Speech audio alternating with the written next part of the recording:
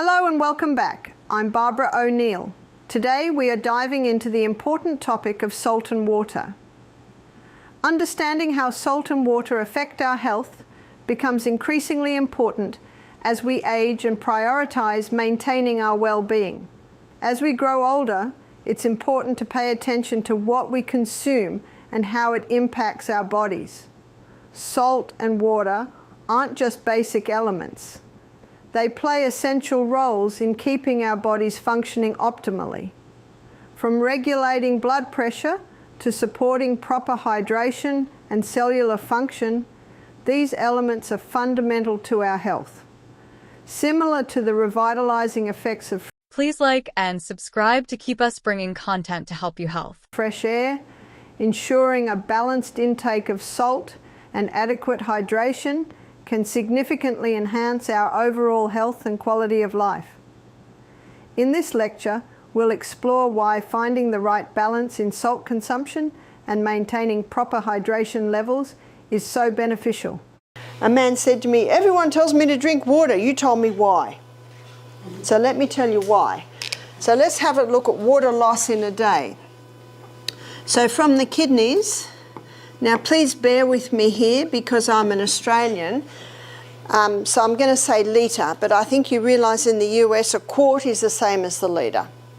So from the kidneys we have 1.5 litre loss in a day.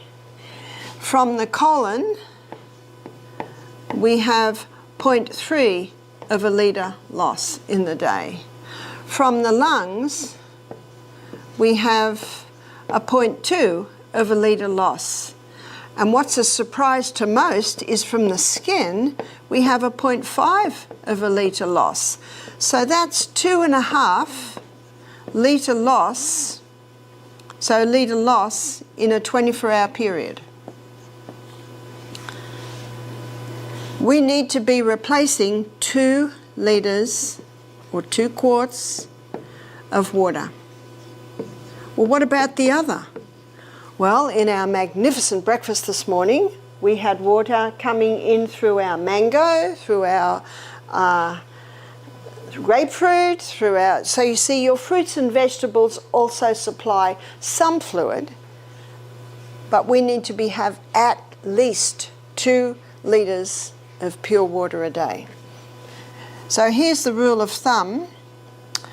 So 50 pound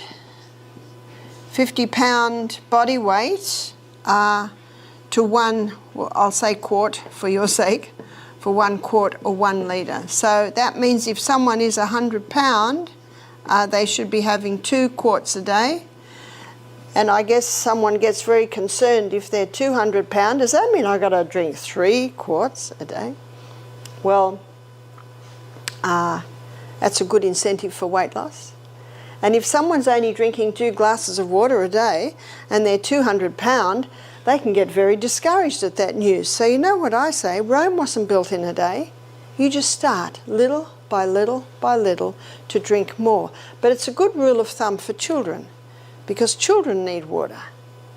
And you watch, a child gets up in the morning, runs around and plays for a while, sit down for breakfast. What's the first thing they want to do straight after breakfast? Water. Because they sat to eat dehydrated. Same with the adults. How many adults get up in the morning, first thing they have is, say, orange juice and a cup of coffee. Isn't that the traditional breakfast fluids? And what are they doing when they have their orange juice and their cup of coffee? They're thirsty, they're trying to hydrate, but neither will hydrate them. How clean would your body be if you washed it in orange juice? How clean would your body be if you washed it in a cup of coffee? Water and water alone will supply what the body needs. Water is crucial for maintaining bodily functions. Beyond its role in hydration, it helps regulate body temperature, aids digestion, and supports nutrient absorption. The daily water loss mentioned from kidneys, colon, lungs, and skin underscores the continuous need for replenishment. While fruits and vegetables contribute to daily fluid intake, their water content alone may not suffice for optimal hydration. The rule of thumb remains clear. For every 50 pounds of body weight, aim for at least 1 litre of water daily.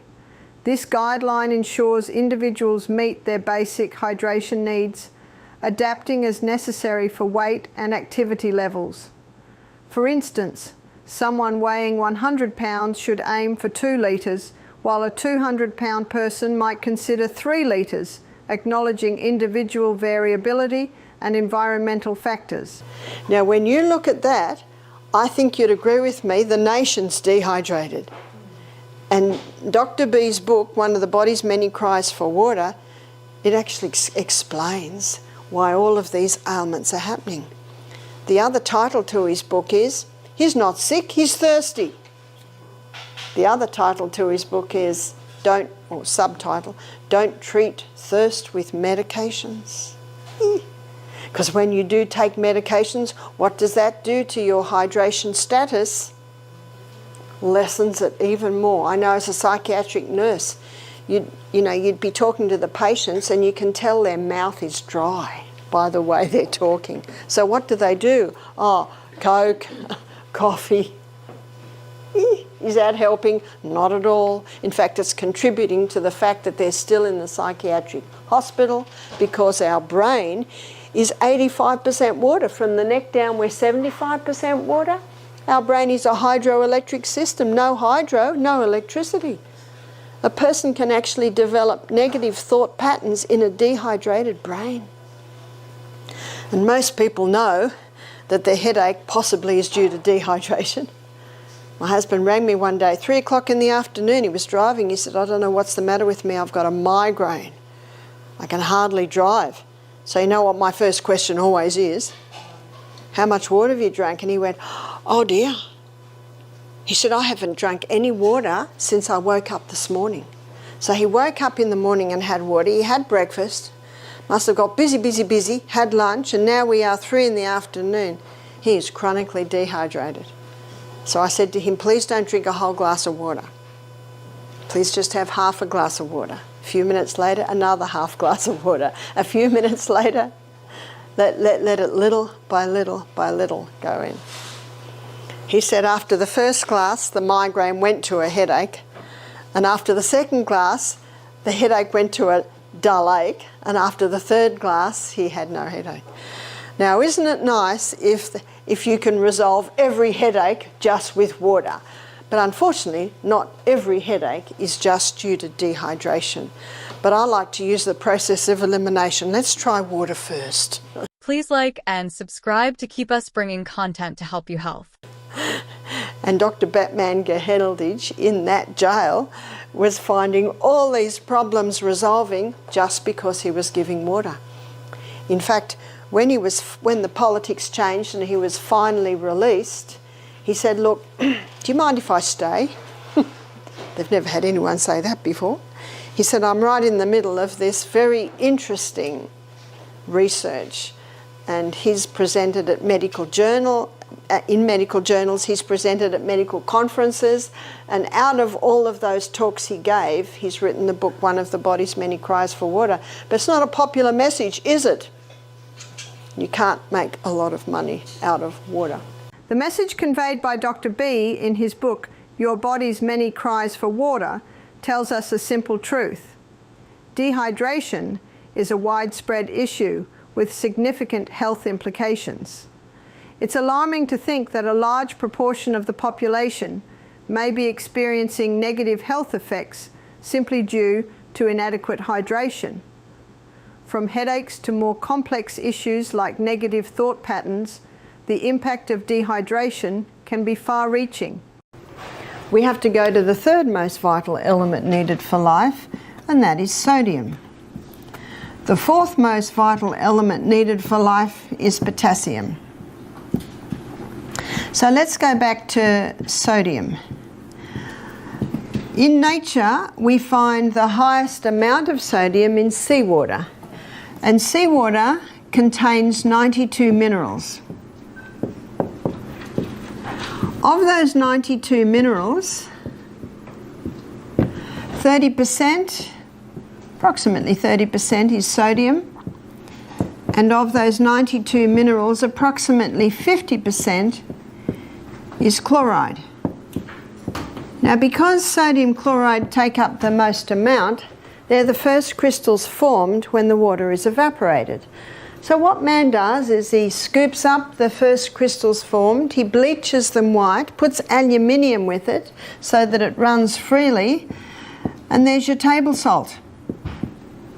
Table salt is a dangerous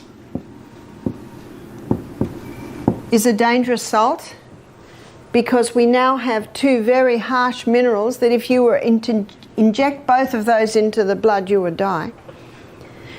There's two harsh minerals and they need all the other 90 to soften them and balance them. The highest concentration of mineral inside the cell is potassium. The highest concentration outside the cell is sodium. And in this bilayered membrane that is around every cell, there are sodium-potassium pumps. And these sodium-potassium pumps are ever going like this, maintaining the balance between potassium and sodium. But when someone's not eating enough fruits and vegetables, and that's where you get most of your potassium, and they're putting table salt on everything far too much, what happens now is sodium levels rise and potassium levels drop. There is a small amount of sodium in the cell, but when this happens, you see osmosis and diffusion happens when the highest concentration merges into the lowest. So now sodium levels inside the cell are rising, which they should not, and the cell swells. What's that called? High blood pressure. Maintaining the delicate balance between sodium and potassium is crucial for overall health. Sodium, primarily sourced from seawater and forming the bulk of table salt, plays a vital role outside cells, while potassium, abundant in fruits and vegetables, dominates inside cells. This intra- and extracellular distribution is carefully regulated by sodium-potassium pumps embedded in cell membranes. When dietary intake lacks sufficient potassium-rich foods and overemphasizes sodium through table salt, disruptions occur. Sodium accumulates inside cells, causing them to swell, a phenomenon directly linked to hypertension or high blood pressure. This condition underscores the importance of a balanced diet that includes potassium-rich foods like leafy greens, bananas, and potatoes, which help counteract the hypertensive effects of sodium. Remember Dr. B? He cured 3,000 cases of stomach ulcer just with water. Just with water. How simple is that? So simple. So this man has been all over the world trying to get help, and then he came to a health retreat in the hills in Victoria and learnt the conditions to give his stomach for healing. So we come down the gastrointestinal tract and we come to the pancreas. Here's the pancreas. And the pancreas releases two hormones into the blood, and it also releases hormones into the gut, or enzymes into the gut, hormones into the blood. What are the hormones going into the blood from the pancreas? It's insulin and glucagon. Both of these hormones require a large amount of water to be able to be made properly. So if someone's dehydrated, can you see that can contribute to diabetes? From the gut, they're great big long names, so I'm just going to give you, there's about 4 enzymes that are released to finalise the digestion of our food.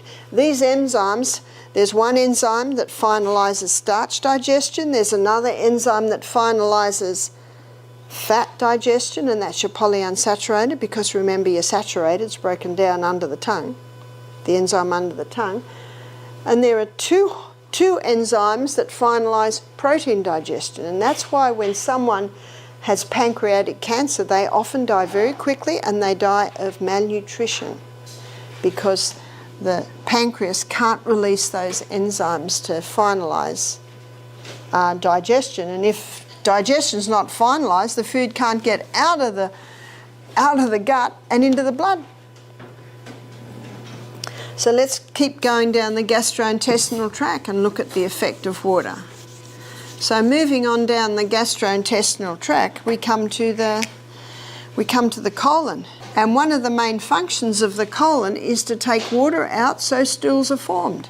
If a person is dehydrated, more water gets taken out than should be taken out, so we're left with rabbit pellets and cement. So constipation can be a result of dehydration. Moving along the gastrointestinal tract to the pancreas reveals its dual role in hormone and enzyme production. Insulin and glucagon, crucial for blood sugar regulation, rely heavily on adequate water supply. Dehydration can disrupt their production, potentially leading to diabetes or exacerbating existing conditions.